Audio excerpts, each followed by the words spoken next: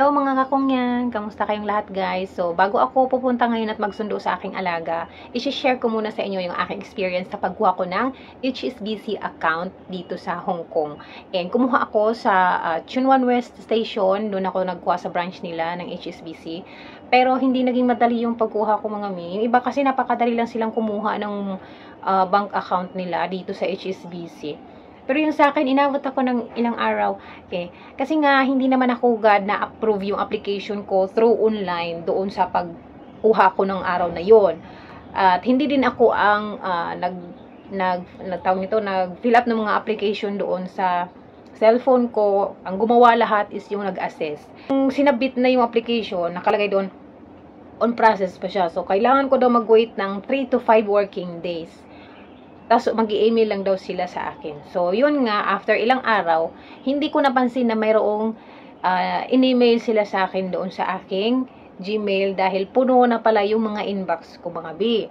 Kaya, ang nangyari, pagpunta ko doon sa HSBC branch nila, kinonfirm ko, sabi ko kako, ilang araw na simula nung pagkuha ko ng bank account doon, wala naman dumadating sa akin ng mga message. Wala din tumawag sa akin.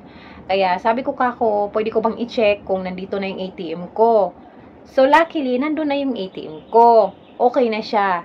Pero, ipopost pa daw. Ipopost pa lang daw nila. Di-deliver dito sa bahay ni Amo. So, ang binigay lang sa akin is yung aking bank account number. And after that, sabi ko, sige, hintayin ko na lang dumating yung aking ATM card. After few days, dumating siya. Dumating yung ATM card ko. I-indicate doon sa envelope na kailangan mo tawagan yung number na nilagay nila doon to confirm my ATM PIN. Sabi ko, napaka-hassle naman. Nung tinawagan ko, unfortunately, hindi ko nun maintindihan yung kanilang lingwahe, syempre nakaka-Cantonese, diba? In English lang naman naiintindihan ng lola niyo, mga mi. Kaya sabi ko, ala, paano ko makukuha yung PIN ko? Hindi ko nun maintindihan yung instructions doon nung kausap ko yung operator. Kaya sabi ko, nung binaba ko yung phone, sabi ko, ay, pupunta na lang talaga ako, babalik ako ng HSBC branch.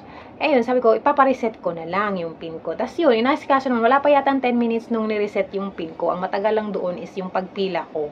So, nakalabas din naman after nung, nakauwi din ako agad after nasikaso yung aking PIN. And, trinay ko siya sa ATM machine. Okay naman, nabuksan ko naman. So, kailangan ko na lang ngayon is mag-deposit. Kung may pampadeposit. Kasi, si Amo naman ang bibigay sa akin ng sahod. Si Amo naman magdi-deposit noon from their bank. Tapos, ihulog na lang nila doon sa bank account number ko. Kasi, nahahassle yung mga amo ko na cash to cash kami nagsasahod. Kaya, talagang pinuruso nila ako. Nung una ko pa lang talaga dito na dating, sabi nila, may balak ba daw ako na magtagal, ganito ganyan. So, kumuha na daw ako ng HSBC bank account ko, para doon na lang daw ako sa sahod.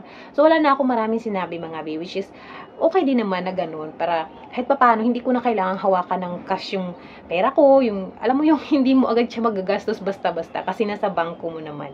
So, maganda rin yung ganun, mga amo ko. This time, magiging ATM na ang ating true sahuran. Diba?